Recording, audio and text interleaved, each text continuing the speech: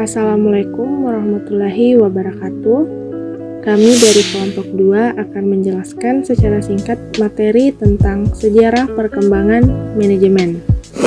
Perkenalkan, saya Julia Triwardana dengan NIM E0112110073. Perkenalkan, nama saya Arum Syahruni dengan NIM E0112110074. Perkenalkan, nama saya Nurul Ada Karim dengan NIM E0112111075. Perkenalkan, nama saya Muhammad Anugrah dengan NIM E0112111076. Halo semuanya, perkenalkan nama saya Muhammad Zumadil Adhar, nomor induk mahasiswa 0112110077.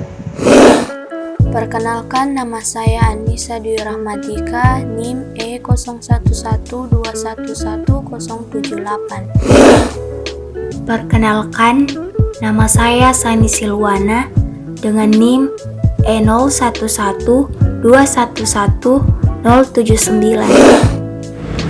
Perkenalkan, saya atas nama Ariel Kencana Rahman dengan nomor NIM E0112111080. Ilmu manajemen berkembang terus hingga saat ini.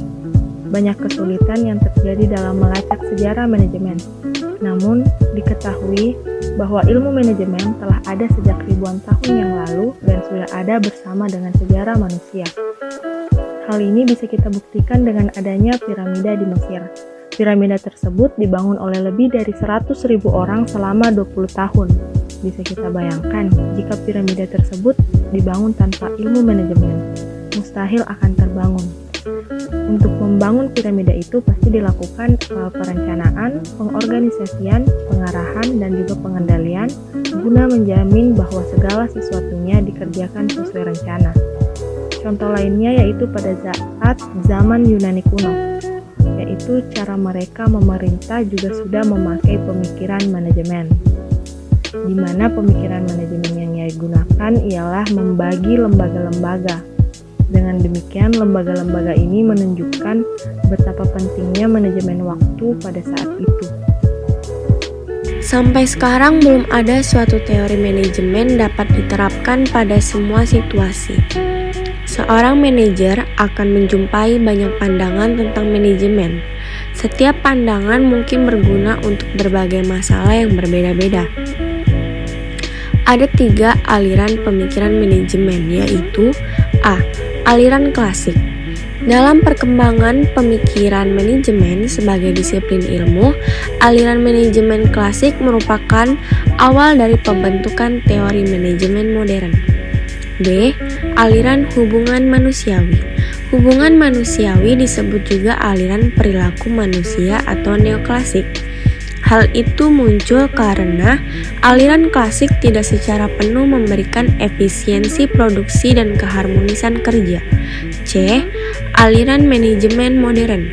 Manajemen modern berkembang dalam 2 aliran. Aliran pertama merupakan pengembangan dari aliran hubungan manusiawi yang dikenal sebagai perilaku organisasi. Aliran kedua dibangun atas dasar ilmu dikenal sebagai aliran kuantitatif. Kemudian Daniel Wern, orang Amerika lahir tahun 1932 dan besar di Kolombia. Ia menceritakan bahwa perkembangan ilmu manajemen terbaik adalah 4 tahapan, yaitu yang pertama, pemikiran awal manajemen. Pemikiran awal manajemen terjadi sebelum abad 20. Pada waktu itu, ada 2 peristiwa penting yang terjadi, yaitu peristiwa pertama tahun 1776 saat Adam Smith memunculkan doktrin ekonomi klasik, The Wealth of Nations, yang dalam buku yang ia terbitkan mengungkapkan tentang keunggulan ekonomis yang akan didapat oleh organisasi atas pembagian kerja. Pembagian kerja atau division of labor ini oleh Adam Smith yang mengenai perincian pekerjaan-pekerjaan kepada tugas yang lebih spesifik serta berulang. Dengan meneliti sebuah industri pabrik peneliti sebagai penelitian, Adam Smith mengungkapkan bahwa dengan 10 orang menjalankan tugas khusus, perusahaan bisa memproduksi sekitar 48.000 peneliti dalam sehari. Namun, apabila tiap orang bekerja sendiri menyelesaikan pada tiap-tiap bagian dari pekerjaan, menghasilkan 10 peneliti saja sehari sudah sangat bagus. Peristiwa yang kedua adalah terjadinya revolusi industri di Britania. Revolusi industri ini ditandai dengan banyaknya pengguna mesin yang menggantikan peran manusia, yang kemudian mengakibatkan perpindahan aktivitas produksi yang awalnya dari rumah ke rumah menuju ke tempat yang khusus untuk produksi yang kita kenal sebagai pabrik. Akibat kejadian ini membuat para manajer kala itu memerlukan teori yang bisa membantu dalam meramalkan permintaan, cukup bahan baku, memberikan tugas-tugas untuk bawahan, mengarahkan aktivitas sehari-hari, dan yang lainnya sehingga menyebabkan ilmu manajemen kemudian mulai dikembangkan oleh ahli. Yang kedua yaitu era manajemen sains. Pada era manajemen sains ini berfungsi sebagai penggunaan metode yang ilmiah dalam menentukan cara terbaik untuk menyelesaikan suatu pekerjaan. Manajemen sains atau manajemen ilmiah dipopulerkan oleh Frederick Winslow Taylor yang dalam bukunya berjudul Principles of Scientific Management pada tahun 1911 menjelaskan mengenai 4 prinsip dasar penerapan pendekatan ilmiah pada ilmu manajemen, yaitu yang pertama pengembangan metode-metode ilmiah. Pengembangan metode-metode ilmiah dalam manajemen ini berfungsi sebagai contoh dan metode yang paling baik untuk pelaksanaan setiap pekerjaan. Yang kedua, seleksi ilmiah. Seleksi ilmiah di sini ditujukan untuk karyawan agar setiap karyawan dapat diberikan tanggung jawab atas sesuatu tugas sesuai dengan kemampuannya. Yang ketiga adalah pendidikan dan pengembangan ilmiah yang juga ditujukan oleh para karyawan. Yang keempat yaitu kerjasama yang baik. Kerjasama yang baik di sini ialah antara manajemen dan tenaga kerja. Era manajemen sains juga diramaikan oleh teori administratif, yaitu teori tentang hal apa yang harus dilakukan oleh manajer serta bagaimana membentuk sebuah praktik manajemen yang baik. Era manusia sosial.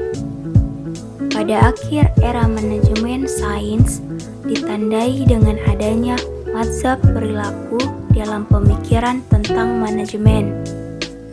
Mazhab ini tidak memperoleh pengakuan luas hingga tahun 1930-an. Yang menjadi katalis utama atas kelahiran mazhab ini adalah studi penelitian yang dikenal dengan eksperimen Hawthorne. Eksperimen ini dilaksanakan pada tahun 1920-an hingga 1930-an yang bertempat di pabrik Hawthorne yang dimiliki oleh Western Electric Company. Pada awalnya, kajian ini hanya bertujuan untuk mempelajari pengaruh penerangan lampu terhadap produktivitas kerja. Dan hasil kajiannya mengidentifikasikan insentif semisal jabatan, lama jam kerja, upah, periode, istirahat memiliki pengaruh yang sedikit terhadap output para pekerja dibandingkan tekanan kelompok, rasa aman, dan penerimaan kelompok.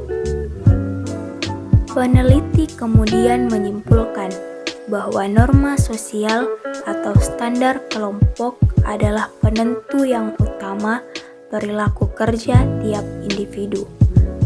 Jadi, dengan demikian para manajer dan karyawan harusnya menjadikan mereka sebagai mitra, bukan sebagai lawan. 4. Era modern. Dalam era modern, manajemen ditandai dengan munculnya konsep manajemen total pada abad ke-20 yang dikenalkan oleh ahli manajemen W. Edward Deming dan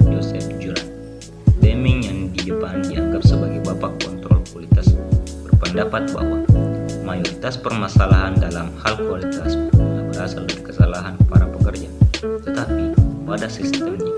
Dia menekankan akan pentingnya peningkatan kualitas dengan menyusun teori 5 langkah reaksi berantai.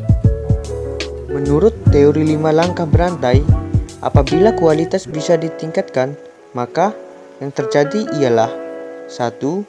Berkurangnya biaya. Karena biaya untuk perbaikan berkurang, kesalahan yang sedikit, minim terjadi penundaan, serta pemanfaatan yang jauh lebih baik atas waktu serta material. Produktivitas meningkat.